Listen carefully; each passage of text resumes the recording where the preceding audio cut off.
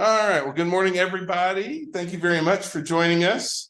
And we'll see the late folks when they get here. So we're gonna go ahead and get started. So thank you for coming for our monthly sales meeting. So my name is Alan Richardson. I'm the managing broker, and I've got a lot of really cool things that I want to be able to share with you, bring you up to speed, and just kind of we're going to have some conversations about today as well, because we have a lot of very important information and kind of the impact that it's going to be making in our industry and what's going on.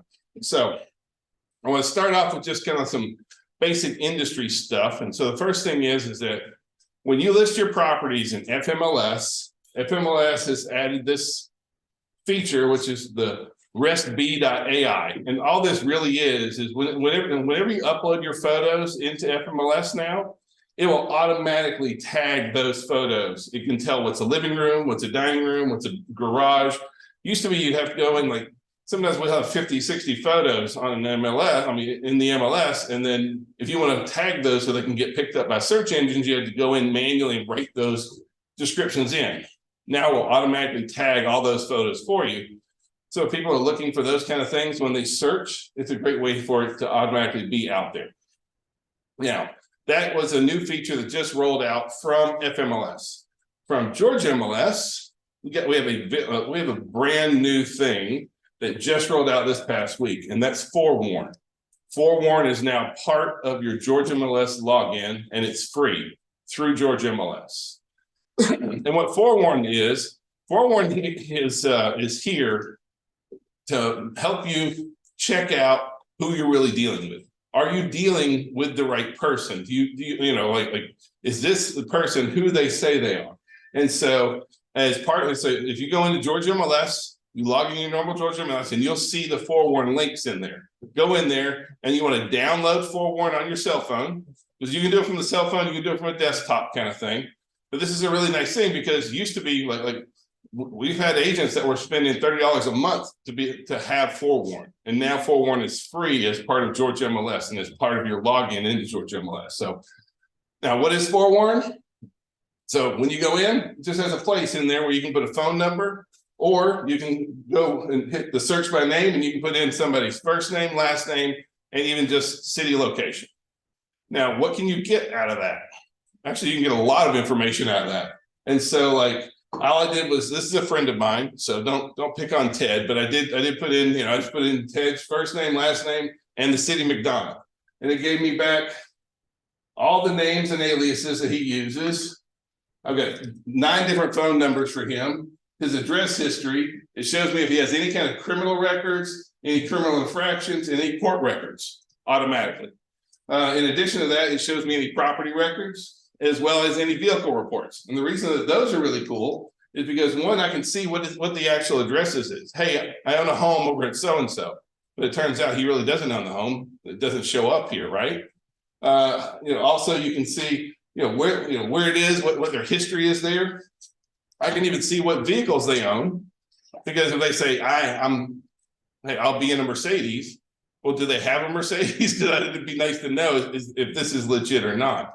And so this is a free, easy way for you to kind of vet and really take our safety seriously.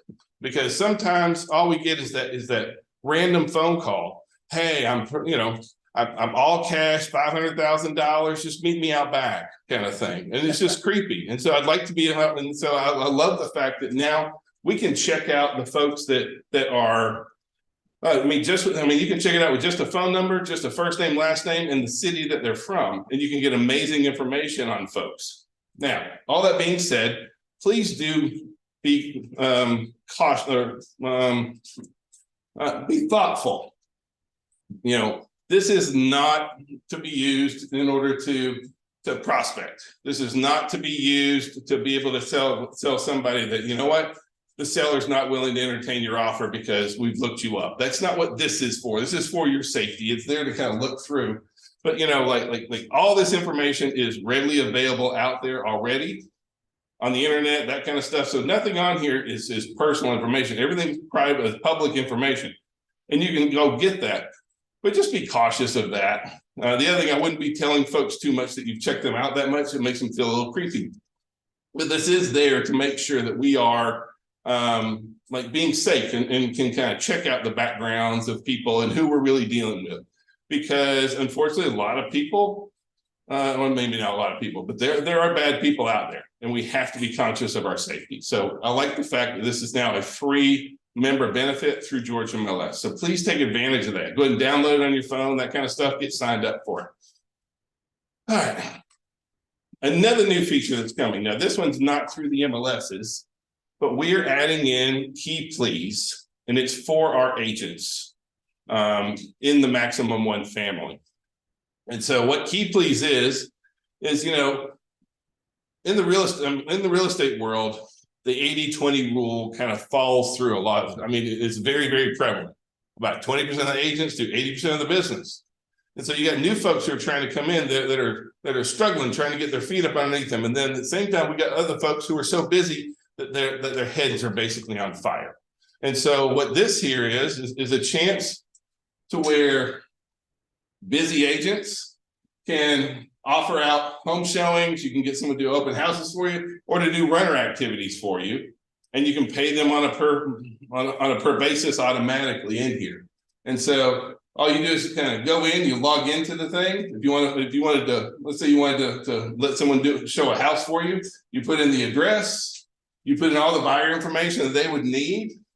You would say, hey, look, I want to request a showing as soon as possible. You know, or you can sit up during an open window. It lets you put it out to all the agents, or you can also favorite other agents. So you can have agents who you like to work with that do this for you regularly, pay for it right then and there, hit send, it automatically sends it out to all the agents in the company. Now, this is only for Maximum One, so you won't get an agent from another brokerage here at all. And so you also won't get offerings from other brokerages as well. So this is all in-house. And then if you're just out there and you're looking at any available opportunities, it just keep your app open and it'll show you any available opportunities. If you want to take advantage of it, it's right there, says what the fee is, the whole 9 yards. What do y'all think? Yeah, I think it's pretty cool to be able to add that. And so so over the course of the next week, you will see emails from Key Please with your login information, with all the stuff that you need to do. It's a free app that you can download, no problem. It will not charge you on things like that. This is a great way for us to be able to kind of keep a lot of the work in-house. For those who are really busy, get a little bit more, be able to utilize some in-house folks. And for those who aren't as busy as they'd like to be able to pick up a little bit of additional mailbox money kind of thing. In addition to that, we are putting touch screens at all of our retail locations. And so like here, we're in the Fayetteville office. And so we're going to be putting touch screens in 4 of our offices, and they're all going to sit out. And how it works is the screens are actually inside the offices, but they all face outside. A client can go by and click on any property. All my listing agents, when you list a property, your information is on here. This is not this is lead capture for you. So agents, when you list your property, it's going to have your phone numbers on it. They can scroll through. There's a film that goes on the window, and they can actually scroll through, look at all the photos, and look at all the properties in the MLS and be able to search for properties from outside our offices and find agent contact information. And so please, now, if you have a listing, and we're doing our best to try and share your listings out everywhere, what do you have to make sure that you do? Answer the phone. That's really kind of the big thing. Okay, we've got to make sure that we're answering our phone.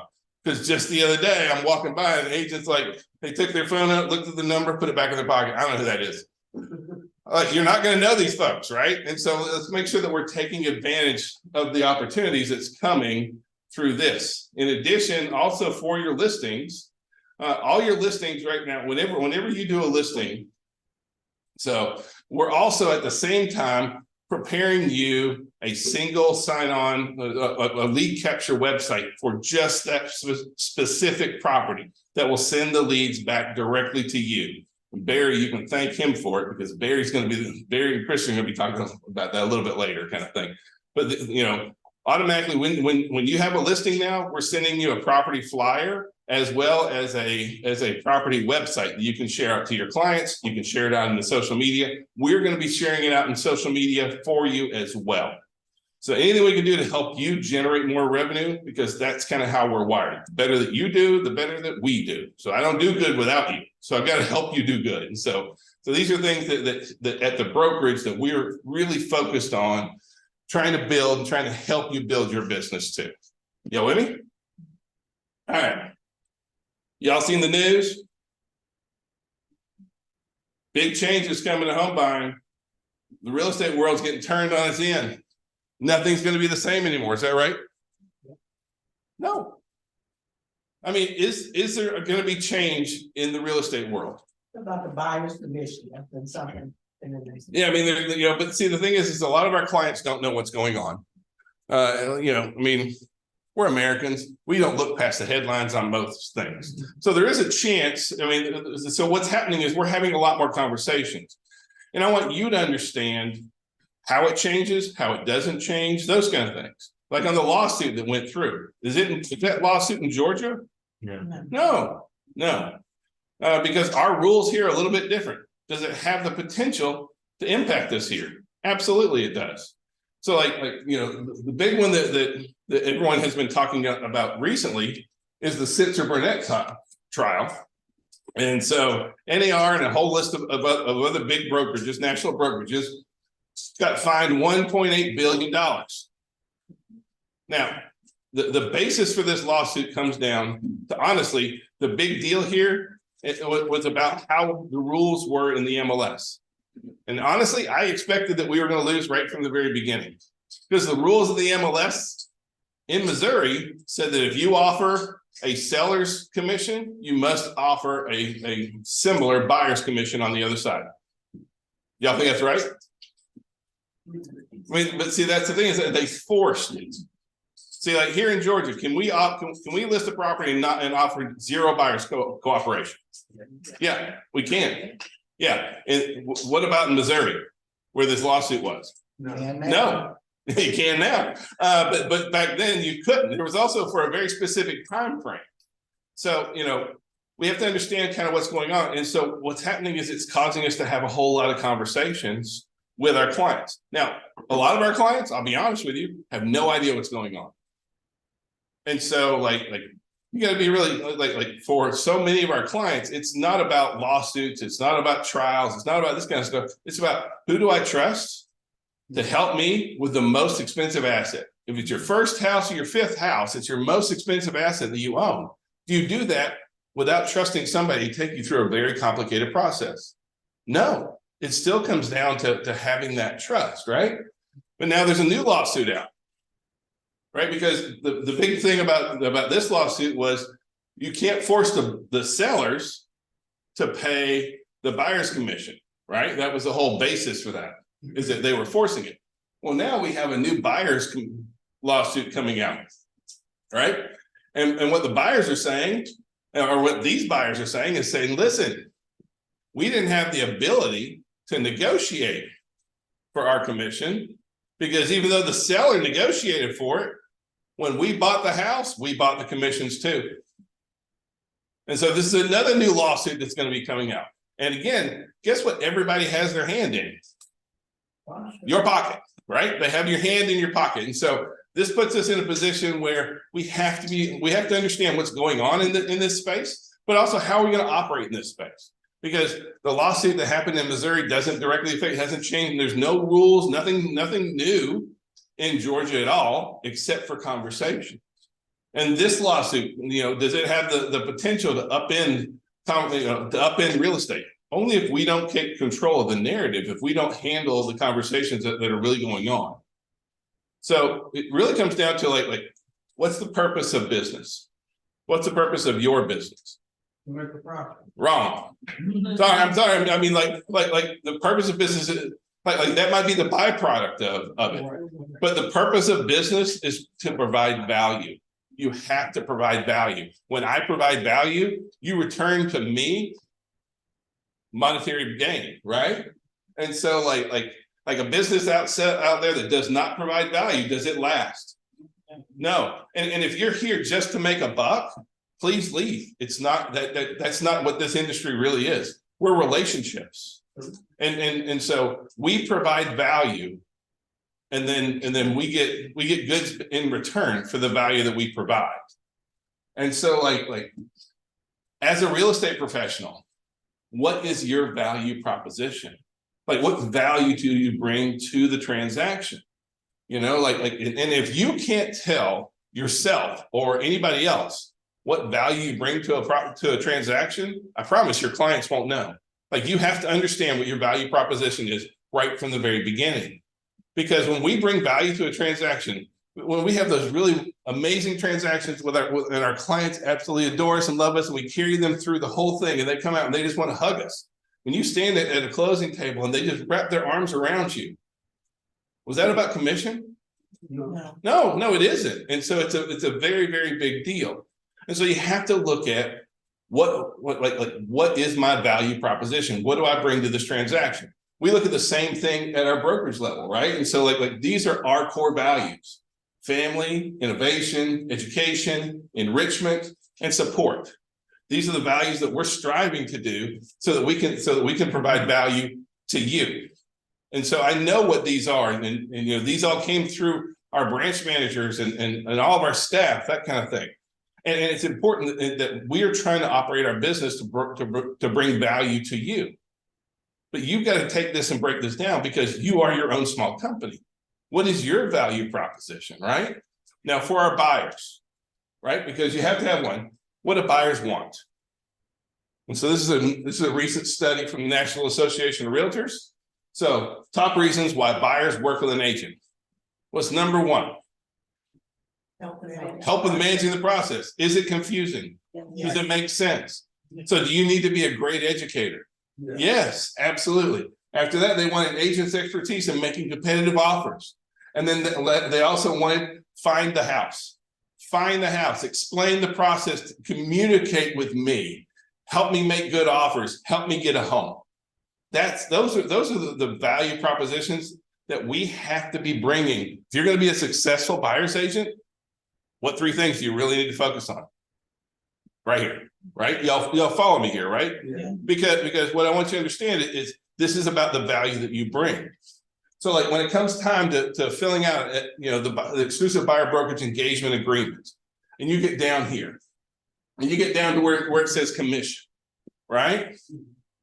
Like the days of putting in zero are gone. You don't put in zero, you don't put in seller, you don't put in varies, you put in these are the services I provide. This is the value I provide. These are the fees I charge. Because if you don't do this, what if a seller doesn't offer a commission? Then you're working for nothing. And can you hold a buyer, or can you hold a purchase back from a buyer from being able to buy if it doesn't offer a commission? No, because that has to be negotiated when? In advance, right? So understand that know what your value proposition is. Come straight up. No one loves the fact that in our industry, we have to be very forthcoming and talk about these are the services I provide. This is the value I provide. These are the fees I charge. But guess what? Suck it up, Buttercup. That's how it is. That's what we have to do, right? Because if you don't do that, one, you're going to be working for free, or two, you're not really representing your client. Now, the other thing that needs to go on right now is we have to have a very adult conversation and say, these are the fees that I charge. And there is no set fee. Can you do it for $50? You could, or 1% or 7% or whatever. There's no set fees, but at the end of the day, these are the fees I charge, right? And so if I come to you and also if you're my buyer and I say, do you want to see properties that don't have a commission that pay for that don't offer a cooperating commission to pay my fees? Are you ready to pay that yourself? Do you want to, can you pay that at closing? Or do you only want to see properties that have my fee included? Can you do that? Yeah. Should you do that? Yeah. Absolutely. But we have to be responsible at this. Listing agents, you have to understand this as well. Because one, listing agents, we've got to be protecting our buyer's agents. It's important that we understand. Otherwise, you have to do all the work for two clients, and you're only getting paid for one, right? So, but like our landscape is changing. We need to be able to have that conversation with buyers right now and say, listen, it's very customary that the multiple listing service will list what a seller is offering for a cooperating commission. And if that covers me, that's great. But if not, are you prepared to come out of pocket? Or do you only want to see properties that cover my commission? And can we do that legally and ethically? Yes. Yes, we can, because this is all done in advance. I haven't looked at a single property. But if I don't have this conversation and then I send them a property that has zero commission on it, God forbid, are they prepared? Or is that something that we want to come, find out later on? Oh, guess what? You're gonna have to come up with 3% or 2% or whatever it is at closing. Are they always ready for that? No. And so, the result of these lawsuits are we've got to have these conversations early on, and we have to be very honest about what's going on with our agents. Because with our clients, we don't work for free, right? We work really, really hard for our clients. These are the services I provide. These are fees I charge. Y'all with me? Now, on the seller side, right? What do our sellers really want from us?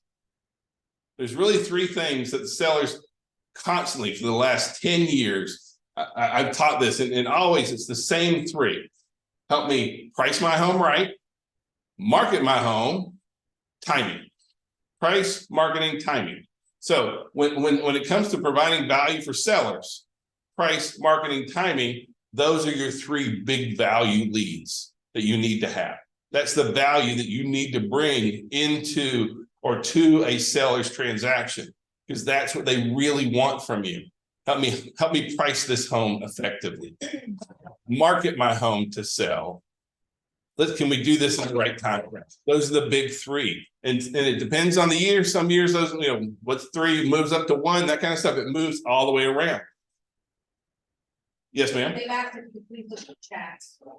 Someone's asking a question. Okay, well, I'm gonna get to it when I get there. Okay, so I don't do good stopping in the middle of it. I'm on a roll. Okay. Okay. So when you look at what our sellers value, you have to look at what is your value proposition to a seller. We talked about what you have to bring as far as a value proposition for your buyers. This is what you have to bring as a value proposition for your sellers. You have to bring this value to a transaction, right? So is it wise to suggest to our sellers that they pay a cooperating commission? Right, because this is a new one. Like in the past, it's just kind of almost not expected, but to a certain degree, it was definitely expected. And what we're seeing going on now, I can't say that we're seeing a huge number of these conversations, but we are having these conversations where the seller says, do I need to offer a commission? Can I keep that money? Can't the buyer just pay for it? Well, we have to be able to answer honestly, and it's in our best interest and their best interest to really understand the impact that makes on them and on them financially. So this is not from Georgia MLS or FMLS. This is from an MLS up in New Jersey kind of thing, where they went through and looked at all the transactions that have been done.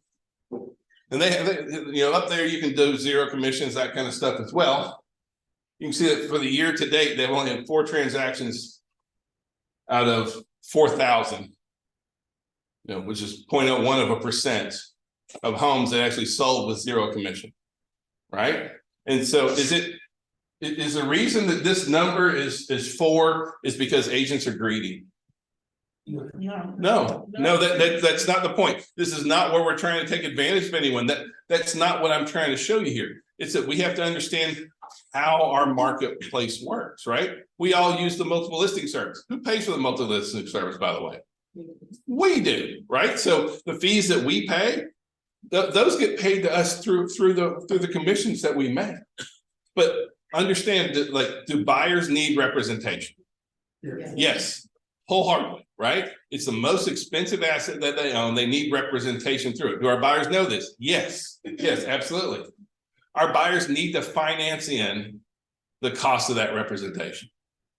Right? Most of our buyers have the ability to come in with cash for that. Now, some do, but do a lot of our buyers have that cash to bring to closing? Barry, you know this one real good. So, right? So, and at the end of the day, when a buyer buys a home, what all did you buy? Yeah, you bought the house, but like, were those commissions included in there? Mhm. So who really pays the commissions? So if you want to get right down to it, the buyers do, right? And so, like, if my buyers have to come out of pocket, many of them can't buy. So, Mr. Seller, if we do that, we are really limiting the buyer pool out there. It's going to hurt you financially if you can't offer a buyer's cooperation, because the buyers in most cases don't have the cash. Do they have any cash, Barry? $1.50. Yeah, $1.50. That's about all we got, right? So we have to be able to come into this conversation and explain it. I'm not here trying to manipulate any systems, right? And I want you to understand that we need to be able to explain that to our clients, that look, this is how the system works. And so it sounds really good that, we just cut out those greedy agents and not offer a buyer's co-op. Well, if you do that, you're not going to have as many buyers that can afford to buy your home. Most buyers don't want to go unrepresented and won't go unrepresented. And so this is how our system works. So if you do that, is it going to hurt the seller? Yes. Yes. And can we have, and are we prepared to have this conversation? Because what I'm seeing is on the buy side, we're not prepared to have a lot of these conversations about how commissions work, who pays for what. This is the value I bring. These are the services I provide. This is the fees I charge. We have to do that on the buy side. On the sell side, we got to be ready to handle a conversation with our sellers to explain how, yes, they have every right, if they choose to not sell with a buyer's co-op, it will hurt them financially. Right? Because are you going to show a property for free? Are you going to bring a buyer to work for free? And should you work for free? No, by no means, no. And so that's a very important aspect that we have to be ready to have a conversation about. Now, does anybody love having to talk about how much money we're going to make or not make and that kind of thing? No, but do you have to do this? Right? Because this is the byproduct of this legislation. This is the byproduct is that we now have to have conversations. But when we have conversations, can we not bring this up? I mean, like at this point, if we shove our head in the sand and we choose not to have conversations about that, that's when all the news, when the news comes out and say home buying is fundamentally changing, right? That's the risk. The risk is that we aren't handling this right up front. Is everybody with me?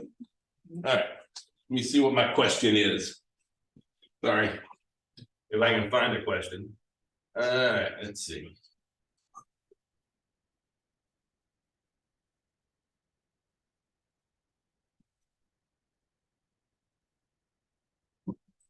Okay, so I'm gonna have to deal with that question individually because it's just more than I can handle right this minute. So I didn't catch the entire question right in the middle of the thing. So all right, I gotta move on now. And I'll be glad to talk to anybody about it because there are some very important conversations that we have to have. By the way, can a VA buyer pay commission? Barry? I'm sorry. Say it loud. Say it proud. No. So a veteran buyer, can they pay a commission? No. No, right? So, anybody in here, military veterans? Thank you very much for your service. Do we want veterans to go unrepresented through a real estate transaction? No. It's absolutely ridiculous. And so we have to, again, come prepared to have these conversations. It's very important that we come prepared to handle these conversations. We need to go into these conversations instead of waiting for these conversations to come back to us. So in here, again, we just got to make sure that we're talking about and I'm not here trying to say, look, you have to protect buyers commissions. It's not your job, but by the same token, you've got to understand that it's going to hurt your seller if we don't have that conversation. Y'all with me? All right. So on mortgage rates. Woo! Good subject, right? All right. Now the good news is they dropped about a quarter point, maybe a little bit more by now, right? About a half a point.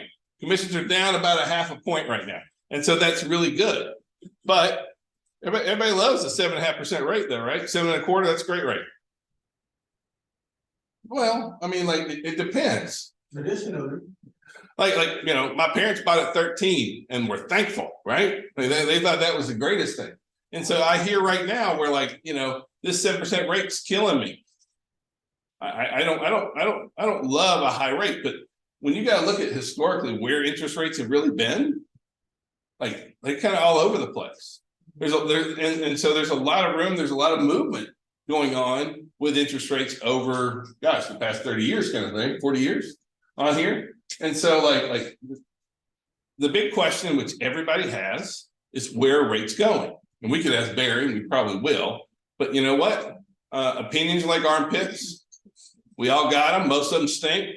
I'm going to tell you what mine are right now, but understand that nobody knows, right? Because and if anybody tells you this is exactly what rates are going to do, they're wrong, because we don't really know, right? Nobody knew that rates were going to drop this quickly already, just a week and a half ago, kind of thing. And so now all the big talking heads, what are they talking about? This is where they're projecting rates to go. They are projecting rates to start tapering off.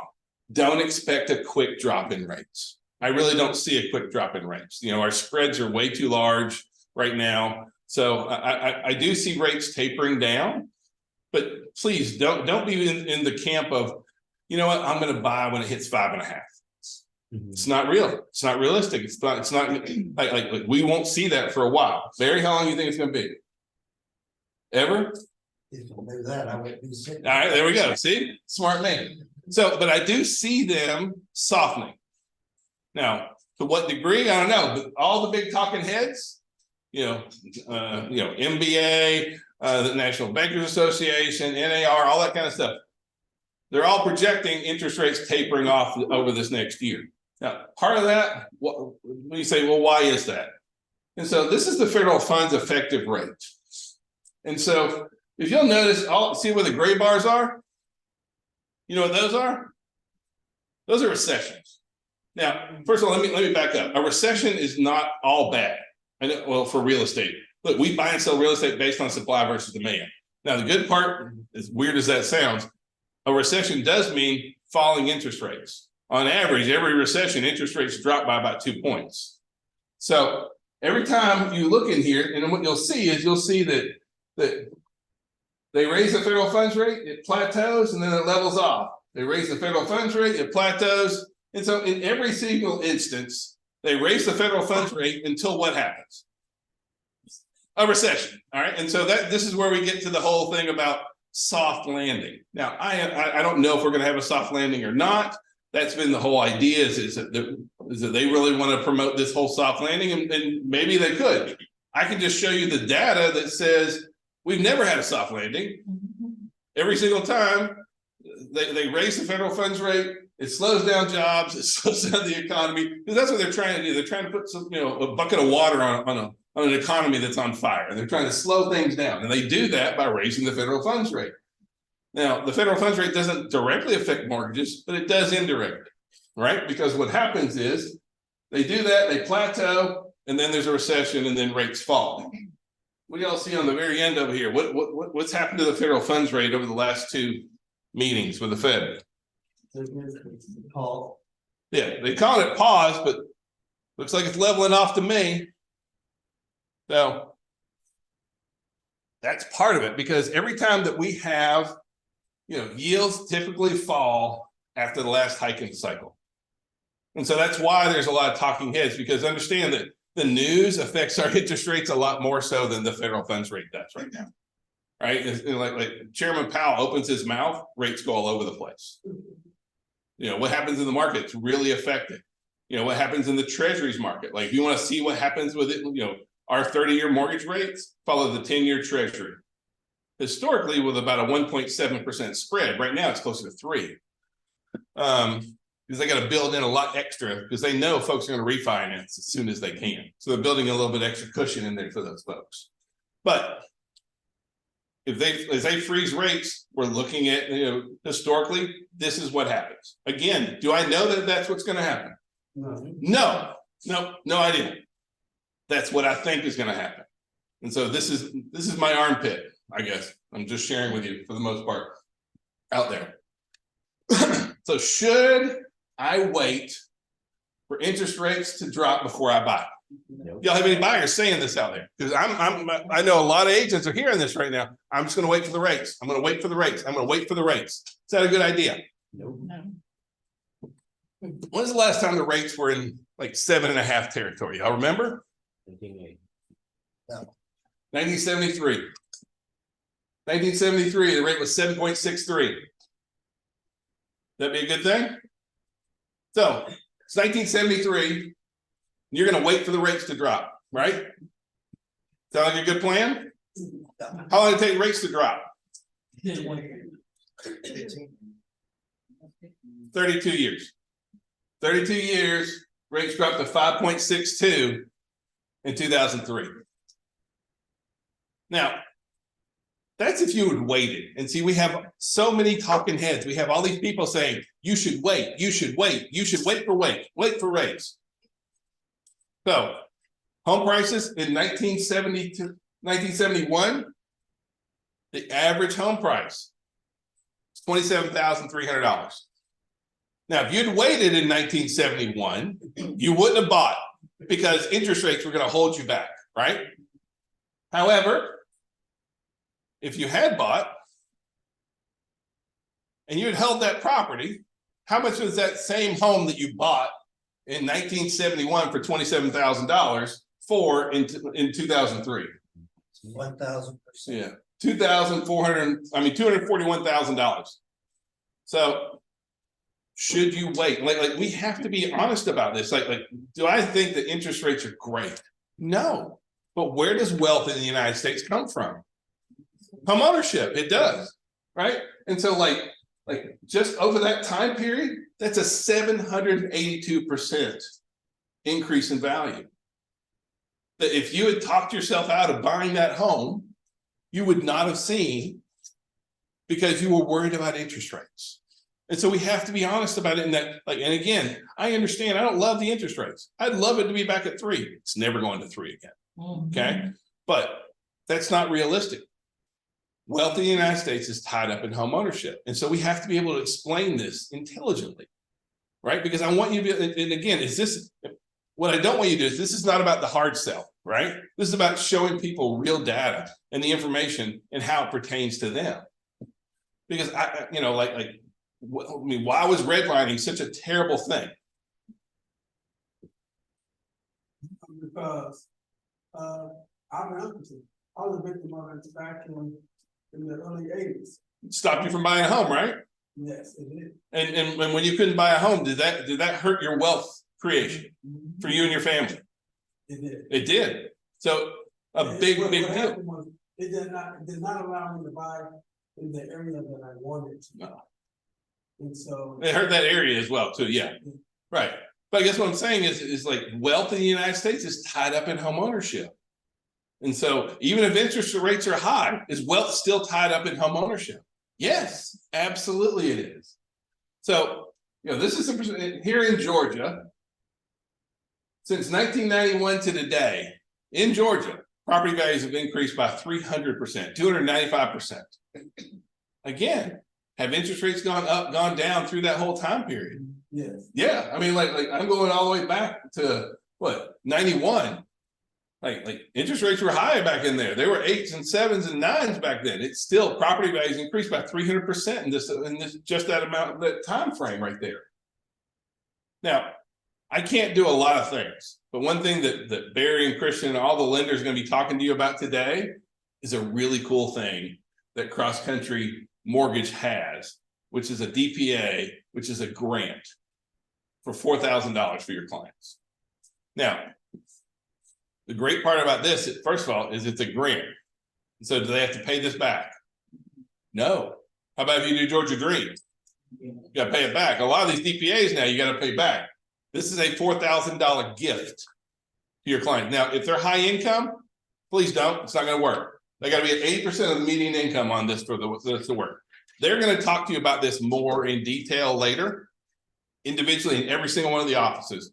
But for right now, I just want you to know, like we're doing it. I want you to look at everything that you can do to help your clients buy a home right now. And so I do love this option out there. There's several DPA programs. On all of them, you got to find the one that works best for your clients in here. So right now, our first-time buyers, this is brand new information came out. First-time buyers made up 32% of all purchases last year. Why is that a big deal? Well, but you know, like we keep hearing, interest rates are killing the market. Interest rates are killing first-time buyers. First-time buyers went up from 26% to 32% in a year with the highest mortgage increases ever, or not ever, but in our lifetime. Y'all follow that? So is it that they really can't buy, or is it we're talking ourselves out of the fact that they don't want to buy? I don't think anyone loves the rates, right? The lenders don't love the rates. We definitely don't love the rates. But do people still understand the power of home ownership? Yes. So right now, this is from the National Association of Home Builders, and they're looking at folks who are planning to buy in the next 12 months is up. So it's up significantly. More people want to buy homes right now. Among renters, which is prime for our first-time buyer markets. If you look at, you know, they've been polling for a lot of years. You know, if you're going to move in the next year, what are you going to do? Higher percentage, 43% of all your renters who are planning on moving in the next year want to buy. So it's not right. It's about demand.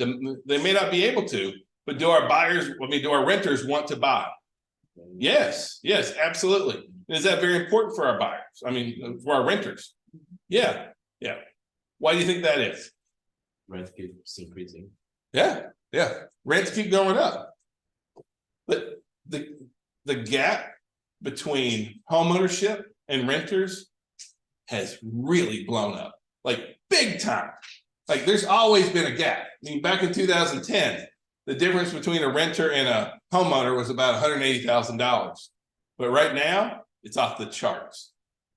The average net worth for a renter is $10,400. Yeah, I want that to sink in a little bit. That's the average net worth for, and just take any renter out there, their average net worth, $10,000. Is that great? No. How about your average homeowner? $396,000. So do you want to be part of the group whose net worth is $396,000? Or do you want to be part of the group that has a $10,000 net worth? Right? So yes, interest rates are high. Yes, there's a lot of challenges in our market. It's always going to continue to be that way. That being said, which group do you really want to be part of? This is really the one you should steal. And I'll make all these slides available to everybody. If you want them, please take them and get them. Homeowner net worth is 40 times greater than the net worth of a renter. You know, just ask the branch managers, they'll have access to all these slides as soon as the sales meeting is over. Put them out there in social media, talk about that. Average renter, $10,000. Average homeowner, $396,000. Which group you want to be part of? Like, this is a great thing to share out there on social media, so please steal it and put it out there everywhere, right? Yeah, yeah. It's already on there, right? Yeah, there you go. Very good. Now, the other thing that's happening is, like, especially in, you know, for our renters versus borrowers, like everyone's like when you look at the numbers and you just you know kind of look straight across the board, is it cheaper to rent or buy right now? Yeah, that's true. It's cheaper to rent. That being said, right now, for people who have credit assured, that's a nice way of saying they got great credit. Credit insecure, that's a nice way of saying they got crappy credit. So just being straight up. So for the average good credit buyer in Atlanta, Georgia, they're spending 33.8% of their income. What's the income going out for good credit renters right now? How much are they spending? 58% of their income. So you can tell me that renting is cheaper, and I won't say it's not, but are they renting cheaper places is really what it comes down to. No, we're not, we're seeing, and so like, I can spend 58% of my income to rent a really great house. Or I could buy it for 33.8%. Right, you follow me, right? So I'm hearing a lot of this, oh, it's cheaper to rent, it's cheaper to rent. I'm not saying it's not cheaper to rent, but guess what? You're not renting the cheap places. I mean, like, that's the bottom line, right? I mean, the average home, I mean, our good credit purchaser, a purchaser with good credit is spending almost 34% of their income. The average renter right now, the average new renter is spending almost 60% of their income, which almost seems dirty, right? I mean, like that. Oh, I mean, like that's really hard to live when 60% of your income is going to rent. Now, it gets a lot worse if your credit's bad. And you can see that, like, if your credit's bad or challenge, let's go with challenge credit, 37% of your income on a purchase of a home. And so, will having a bad credit or poor credit or not as good a credit, because if you have really bad credit, there's nothing you can do, right? You have to fix your credit. But if you have not as good credit, the average is, it's going to cost you 37% of your income. It will cost you money to have crappy credit. Now, if you're a renter, that goes up to 65%. 2/3 of your money is going towards rent when you have garbage credit.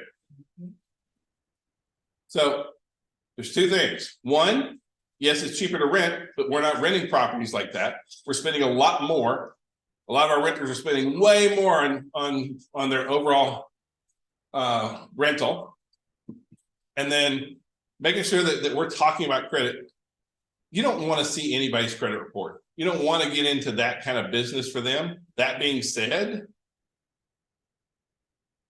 they still come to us for a lot of financial information, basic financial information. Please put them with a great lender, them with Christian, Barry, that kind of stuff. They're going to be able to help them through that. But a lot of times they come to us first. Look, y'all know about that program out there for people with terrible credit to buy a home? It's because it doesn't exist, right? Nobody knows what that is. It's not out there. All right. So, changing gears here a little bit. Since COVID, even before then, kind of thing, families are buying homes a lot differently right now. Right now, multi-family or multi-generational households now account for 14% of our market. And we have to understand that that's a big deal right now. Our multi-gen folks, almost 60% say it's convenient, over half say it's rewarding, 23% say it's stressful. Don't get me wrong. If I had to move in with my mom, it would be tough too. But are a lot of our buyers now looking at doing multi-gen housing? Yes. Do you need to be ready to have that conversation also? You do, right? Now, searching for multi-generational housing in the MLS is sometimes challenging because you can't always you can't go look that up. But we are seeing more and more of that coming. It accounts for almost, I mean, over 14% of our market now is multi-generational households where you have two families moving into that space. So identifying those properties and also working with those type of buyers is a big deal. FHA have expanded from mortgage financing that includes ADUs. So FHA now has ADUs, and so so it has what do you call it? Accessory dwelling unit, but you know what do we call it? Yeah. Guest house, mother-in-law suite, that kind of thing, right? Now, in addition to that, Fannie Mae has said that you can get 5% down on 2, 3, and 4 unit properties, which is new for Fannie because Fannie didn't do that in the past. So the government is looking at how can we help people buy more homes, and the government is seeing this. The government seems to be acting much, which is rare for the government. They're acting faster than a lot of real estate agents are. And so we need to make sure that we understand that this is kind of going on in our space out there. There are additional financing options for buyers that are in a looking to buy a multi-generational home out there kind of thing. But if you're going to do this, who you work with really, really matters. Like, you have to have a great lender who knows the products that they're talking about. It really does come down to relationships on there. All right, let's talk about what's happening with pricing. This is what happens on a, if you look over the last 50 years roughly and said, what does the market do on a year-to-year basis? On average, that's what's happened. That's our normal price, In April and May, prices go up, they taper off. I mean, this is our bell curve in housing. And a lot of that's tied highly to demand, right? Because when do we sell most houses? Summer. Same period, right? So supply versus demand. Where are we at right now? We are gloriously average. Well, that's a really good thing for us to be, right? So we're seeing a very similar trend where our property values, what's happening on a national basis, and Georgia's a little bit more aggressive, but what we're seeing is our property values are we're following in line with that. We're falling into historical norms. Because I still hear people that ask me, when's the market going to crash? Like, when are prices going to drop? Are we looking at prices dropping? No, we really aren't. Understand that we have a lot of things going on. We have the largest buying generation, the millennial generation, is all reaching first-time home buyer age over the next 3 years. We've been building houses, but we haven't. Housing supply has not met demand for 15 years. However, we've been making babies. So, when you start putting all these kind of things together, we already have a shortage of around 4.5 million homes to begin with. So we don't have enough homes. We're not building enough homes, and we have a really large upcoming millennial generation that are all reaching first-time home buyer age. So, is there a reason why property values have dropped? Supply versus demand. We have more demand than we have supply for. And so you can see that nationally, what happened with prices over the last year? Well, nationally, there was a dip. Georgia didn't ever go into the green, into the red, by the way. Georgia always stayed above the line. Now, because a lot of times you see these numbers come from a national source, and they'll say, property values drop. Just because property values drop in California does not mean that impacts Georgia the same way, right? And so there's no reason for property values to drop. We need to be, and is that a good message to talk to your buyers about? I mean, definitely good to talk to our sellers about, but is that comforting to buyers? It should be, because if you're going to buy, do you want to buy an asset that's depreciating? Do I want to buy a home that I think, you know what? I bet your prices on this is going to drop. You want, you buy a new car, what happens immediately when you pull it off the lot? It depreciates. How about when you buy a home right now? It's not depreciating, right? And so as a buyer, is that a comforting thing to, do you want to buy an asset that's going down in value? You don't. And so understand that hey, we're waiting on property values to drop. Who wants to buy when property values are going down? Nobody, right? Look back at 2008, right? You can give away. So now this is the top is Georgia MLS, the bottom is FMLS. And so I showed you national data before, but what you see here is here in Georgia, property values last month were up 5.9%. In Georgia MLS and FMLS, they're up 6.5%. Both of those are very healthy numbers for us, because property values have appreciated by 4.4% for the last 50 years. So we're actually a little bit higher than the norm. And so is that good or bad? Yeah. It's great. Because like when someone asks you how the housing market is, how's the market? What are they really asking you? Can I afford to buy? No, they're asking, is my house, especially from a seller's point of view, is my house worth less today than it was yesterday?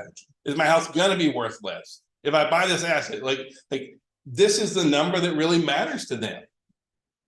Right? And so again, y'all see any of where this year is below last year? No. Significantly up kind of thing, or steadily up kind of. So we're in a really good place when it comes to that. So how about inventory? Here's some really great news. We are seeing a very slight uptick in inventory. And so is that great for us? Yes or yes? Yes. Yeah, we need more. We don't have enough houses to meet demand right now. And so you can see that month over month here in Georgia, listings are up by 7%. Please look at that number and be excited. Don't be like, oh no, more inventory. Like this is a really good thing for us to have. And because we don't have enough homes already to begin with. And so you can see that right now, as far as new listings in Georgia MLS, new listings are up 3.5% over last year. Look, we are down 44% from where we were in 2001. So just seeing a little increase here and there, that's a big deal to us. We don't have nearly enough houses. So in Georgia MLS, overall new listings are up 3.5%. They're almost flat. They're down 0.4% in FMLS. Total number of active listings is still down 4% in Georgia MLS and down 10% in FMLS. So just the total number of listings. We're getting there. Normally this time of year, listings really kind of drop off especially during November, December. And we're seeing where listings are slightly improving, slightly increasing. And we need that. We need that badly because we really need more demand or more supply out there. So right now, our average days on market, by the way, so last year in FMLS, it was 29 days. This year it's 32 days. Georgia MLS, it's at 46 days, which is under where it was last year. So do we still have a lot of demand for housing? Yeah, there's still a ton of demand. Our supply right now is not meeting demand. Because honestly, we're sitting at between 2.8 and 3 months of standing inventory. How much inventory do we need to have a balanced market? 6 months. So we're half of it, right? We only have half basically we have half the inventory that we need to meet demand. So if you start seeing in the news where inventory is increasing, then say, thank you. Okay. That should not be a downer, right? Because we need more inventory. We don't have close to enough inventory right now. So now, new home inventory. The reason I wanted to show you new home inventory is, so new home inventory last year was really high. This year, it's tighter than it was last year. But currently we have 7.3 months of standing inventory on new construction. How much standing inventory did we have? How many months of inventory do we have in resales? 2.8. So where is double the inventory at right now? New construction. We need to be conscious of that. That new construction is a great place for us to be looking for inventory right now, right? Because what else has happened with because that inventory is there, what are folks doing? Buying more. Sales and new construction is up. In addition to that, new homes are selling fast. From completion to sold is running 2.5 months, 2.4 months from completion to sold. And so if you have clients that are struggling with inventory, struggling to be able to find that home, please look at new construction right now. It's a really solid place to be. It's your best source of inventory, has twice the inventory levels that we have of resales right now. So make sure you're looking at that and understand how to work inside the new construction space as well. So now our closed sales are down. Our total transactions are down. We've known that they're going down. And so we're down about 10% on both of those. But our pending sales are about half of that. And so our pending sales are just about to start meeting up with last year. We're about to plateau on pending sales. On our future sales. So all that's coming through and looking really good on that side of things. We're about to start leveling off with last year. What's going on with foreclosures? Foreclosures are up, right? No. Really? Okay. First of all, they are up, But not really. but not really, right? You see that little right there? Okay. They are up from where they were. They're up from where we had foreclosure moratoriums. They're up from where we had eviction moratoriums. However, if you look at where we were pre-COVID, guess what we are? Down. Okay, so we're always going to have some level of REO activity as it moves up or down. That little blip right there, if you just look at it, if all you looked at was just that right there, everybody will be like, oh my goodness, foreclosures are up huge. No, they're not up huge. But but the news starts talking about this. And then all the investors in the world start picking up on that. And they start picking up the phone and calling you and like, hey, I'm looking for REOs. I'm looking for foreclosures. Are they out there? No, be honest about it, right? Yes, it is higher than it was. We still are not, we're still significantly below where we were before the pandemic and everything like that. So, by the way, last year, there was 10 in Georgia MLS. There was 10 REO properties last year. There's 6 this year, in case you're wondering. just on total inventory as far as that goes there. So, I want to ask for a favor now. And so I want to ask if you would mind joining us and bringing a little bit of Christmas cheer. So over the next few weeks, we're collecting toys. But we're collecting cheap toys, $5 toys. I know it sounds weird, but we're collecting $5 toys. And I'd love to have you help me with it if you're willing. No one is obligated to that kind of stuff. But there's this, we're collecting toys for a little community in Letcher County, Kentucky. Where the poverty level, like 30-some% of everybody in the county is below poverty level, and over 40% of the children in the county are below poverty level. So there's this little group. There's a volunteer fire department up there called May King Fire Department, and every year they get the fattest guy that's on the team, and they put him in a Santa suit, and they put him on a fire truck, and he goes back and he gives it, and he hands out Christmas presents, little $5 presents to kids in this area, kind of thing. That's him right there, kind of thing. This is a volunteer fire department up there. They don't have fire departments that actually get paid. These are just folks who go and do that kind of thing. So if you want to see where it's at, that's, you know, by the way, that pin basically shows the middle of nowhere kind of thing. That's the May King Fire Department. They do fundraisers, things like that, to try and raise some money to be able to do this. And over the years, we just kind of got to know some folks at that fire department. And so I'd love to be able to help out. So I'm going to help out. And I'm going to ask you if you have an extra toy, $5, things like that you can throw in. We would love to have you help us join that. We're trying to bring about 200 toys up to the kids up there, kind of thing. I don't know any of these kids' names. I don't know any of that kind of stuff. You can look up the May King Volunteer Fire Department and Facebook. That's about the only thing. You know, they're not super social savvy. Okay, don't prepare not to be impressed. Right? These are just some good old boys.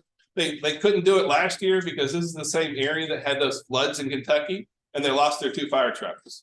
So they got two new to them fire trucks. So they got some used fire trucks that they got in. And so this year they're trying to do the Santa giveaways again. And so we would love to come alongside them and help them out. So if you're able to, I know some of y'all did, thank you so much. So, but if anything you can do, we're just going to take that up there, and then the firemen are going to dress up like Santa and go out and give it out. If that makes any sense. So we have a casino night coming up. No gambling. I mean, it is gambling. It's casino night, but it's not like you're not going to put money in and get money out. That's not what it is. Bring a toy if you want to play, basically, is kind of how we're doing it. So we also have boxes at all the offices. If you have an extra $5, stop at Five Below, anything like that, and you can drop a toy off, we would love you for it. And, well, I love you anyway, but we'd appreciate it if you could jump in there, up in there with us, kind of thing. All right. Before we get over to the final thing, I want to introduce you to Barry. And so, Oh, it's 2 toys for me. My wife only gives me $10 a day. we'll put it in the box. Thank you very much. I appreciate that very much. But you wanted to take a moment to be able to talk about relationships. Yep. And relationships are important to me on so many levels. It's important that relationship we have with our clients, but there's other relationships that we have to have as well. And so I'm going to let you chat about that Thanks, for guys. just a moment. I was told by Alan and Ming that I get 10 minutes, so time me, all right? So if you go long, we'll cut you off. So the first thing I'm gonna kind of piggyback on some things that Alan said, but first I'm gonna tell you, my name's Barry Jones. I'm the Regional Vice President for Cross Country Mortgage. I'm over a team that Alan and Ming wanted to put together called Wildfire Mortgage Yeah, Team. close. Okay, and the way you're gonna start seeing us in every one of your offices, every time you see one of us, we're gonna be wearing a red shirt. We're gonna stand out, okay? Wildfire Mortgage Team, we are here to be partners with you. We've got a licensed professional mortgage originator in every one of your branches. They're all, we've got Jay Crane in one office today.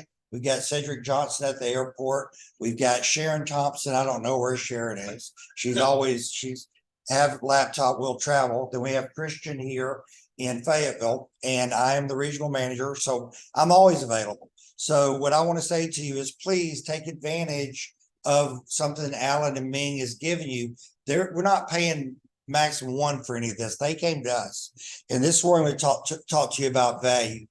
Number one, I want to say money should never be awkward in your business. All right. When I saw Alan talking about, talking about money, we all, especially us from the South, we whisper about money, right? We whisper because we feel subconscious bad about asking somebody for something. But when I go to Chick-fil-A and order 4 number ones, they don't blink when they give me a $48 bill. They go, yeah, it's $48 for 4 chicken sandwiches. Y'all have the same concept. Don't make money awkward.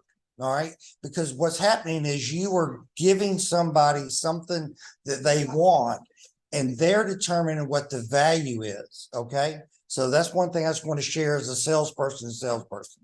Now, what value can Christian bring everybody in this office? As a couple on 2 different levels. Number one, who here is a primary listing agent? Right?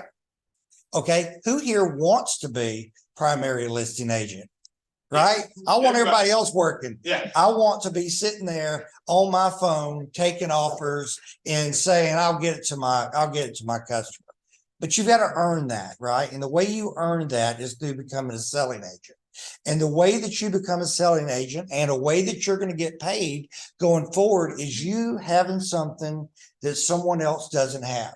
So I had this meeting the other day in Connors, Georgia, and I told them all these graphs and numbers are great, but you know what I want y'all to be able to say out loud? And y'all say it all with me at one time, okay? I know a guy. Let me hear it. I know a guy, right? What's the interest rate? I know. All right. Is it a good time to buy a house based on where the rates are? I know. My credit is good, better, or best. What do you think I ought to do? I know. Right? I need my home. I need an inspector. I need someone to come check on this house that I'm buying to see where this leak from the ceiling came from. Right? This is what your value is. It's not what you know, it's who you know. Okay.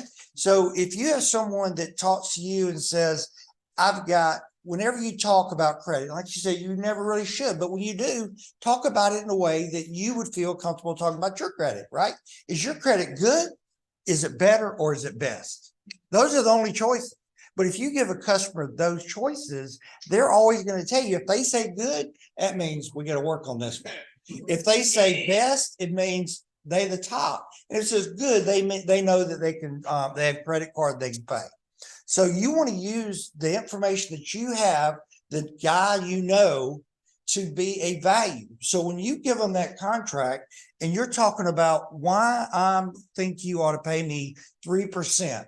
Number one, I'm going to get you with a mortgage professional that's going to give you the best price on the best program, and he's going to be a financial advisor, and I'm not going to charge you anything for his services. I'm going to put you with a guy that if your credit is good, that he can help you work on your credit at no charge in order to make your credit better, in order to then turn around and send that customer to you when they're ready to buy. All right. So think about the value of what you bring. You don't just bring the fact that you can anybody can look at NMLS and give them a list and say, these are the houses available. Well, you know what? I can do that on, what's that company? The Zillow? Zillow. Anybody can do that on Zillow, right? Anybody can open the door with a code or with a key or pay somebody $50 to go do it. What your value's got to be is they've got to feel as if they're walking in to see you and you've got your arms around them. I've got this for you, right? Jesus, take the wheel. Let your real estate professional take the wheel. Let me help you with the financial part. Let me help you with the insurance. Let me help you with the inspection. And this goes for the selling. Whenever you go on a listing appointment and you're sitting there and they're more or less interviewing you to see if you're worthy to sell their house, right? So here's what I would do. Here's how I'd use that relationship. Before I let a single person walk into this house and see your stuff and see your pictures, I'm going to make sure that they are credit approved to walk in. Now, that could mean a couple of things. Number one, it can mean I'm going to take a pre-approval letter from anybody in the world. Well, guess what? I can do a pre-approval letter for everybody in this room for $4 million each. Line up and come get them, right? But what you can do, and again, Alan, you gotta approve this, but what a lot of my listing agents do is they say, before you can show my house, the lender that I have a relationship with has to do a soft credit pull. It doesn't hurt their credit. It doesn't affect their score. It's just a soft pull, and it's their way of knowing the person walking into this house can buy this house, or at least if y'all get on TikTok, that's what us old people call it, TikTok. There's a guy from Mobile in there, and he does all these funny skits, and it reminds me of Lawrence, that comedian. But he walks in, these beautiful 8-bedroom, 7-bath house, and he walks, he goes, "Oh, this is me. This is I want this." The agent's like, "Well, great. I mean, do you want to talk about financing?" "Nope, I got the money right here. This is great. I want this. This is me. I can make this into an office, this into a second office." And then the realtor goes through it for 4 hours and goes, "All right, so how do you want to start the process?" He said, "I'll go ahead and give you eight. I got 8 with me right now." It said, $800,000. This is a $2 million. No, I got $800 right here. And well, how's your credit? Well, I'm working on that. I'm working on that. So all that time that they spent is wasted, right? And all they had to do whenever they got that phone call is say, I know I got it. "I can't hear that. That's so bad. I know a guy." All right. And it works both ways. If you send Christian a customer and you say, "Christian, you turn this want to be buyer, this a big ball of clay with credit issues, been divorced, foreclosure. If you will please mold this into a home buyer and send them back to me so that I can start building a pipeline, so my sales don't look like this every month for 12 months, but they look like this." All right. The only way you do that is not working with every mortgage person you know, everyone that gives you a donut, everyone that calls you. The way you form a relationship is to know someone. All right. I want to tell Christian whenever I got here, his back's to y'all. Christian, I've been sitting here looking at every one of you going, "You're next. You're next. I'm calling you. Yeah, I see you back there. I got your number You too." do it with the microphone. That's the way you got to do it. All right. So guys, and this is true with all the offices. Please form a relationship that has meaning to you. Okay. If we bring you nothing, you give us nothing. All right. We'll guarantee you that you're never going to get to a closing and we're going to say, "Sorry, we're never going to give you a customer that says go buy a house and the contract's not accepted." We will try and we'll use our marketing tools. How much time have I got? You're cut out. We'll use our marketing tools to work with you. We will do listings on your new property so you don't have to do it. We'll do flyers, because what we want you to do is we want you to be able to go to those listing appointments with a case that says, "This is what I'm doing for you. I'm marketing here. I'm advertising here. These are the agents that I'm talking to about your house. This is a mortgage guy that wants to do a renter. This house is worth, the way it sits, $180,000. But it's in a great location. How about if my mortgage guy shows you a way that we can go from listing this house from 198,000 to showing the value is 300,000 if someone buys this house and does this renovation program, my mortgage guy's got it." The first 3 people would have walked in and sat down and said, "This house is gonna sell for 150." And then you walk in and go, "This house has got some wonderful bones." What I suggest is we put this house on the market for 175 and show them what they can do with this renovation loan: new kitchen, new appliances, new floors, new lights, and show them the true value of something. And the only way you can do that is if you have someone that knows that side. Okay. I don't want you to have to answer a question. What's the down payment? What's the down payment on the home renovation loan for a VA that's using it for the 3rd time? What's your answer? What is it? I know a guy, right? Yeah. All right, that's all I want to know. So I don't want to take any more of your time. Please give us an opportunity. If you have a customer that's been turned down, denied by another lender and they said, we closed one last month where the customer walked in my office and said, I went to this guy and this guy. The second guy told me I can't buy a tent. Right? That is a challenge to me. So when I closed on the $345,000 house, because I was able to show the student loans were paid by our daughter and how they were paid and go through all these, we closed on it. And whenever we went to closing, she took a picture with that attorney like everybody else does, but she was standing beside a tent. And she put it on Facebook that goes, this lender told me I could not buy a tent. This lender just closed my home. All right. And that feels good whenever you do something that someone else can't do. So thank you for your time. Thank you time. Wildfire Mortgage, when you see a red shirt, know that we're your financial experts. And please take your time to meet Christian, meet your LOs there. And when y'all leave, everybody ought to know each other. All right. So thank you, Barry. All right, I want to, well, now we're just gonna kind of wrap up, but first I want to kind of go over our, kind of throw out a congratulations to our top producer. We actually have Shoni here. Now everybody's gonna be going local in their own individual offices here. So I love and appreciate you guys so very much. So now we're gonna go local here. So thank you.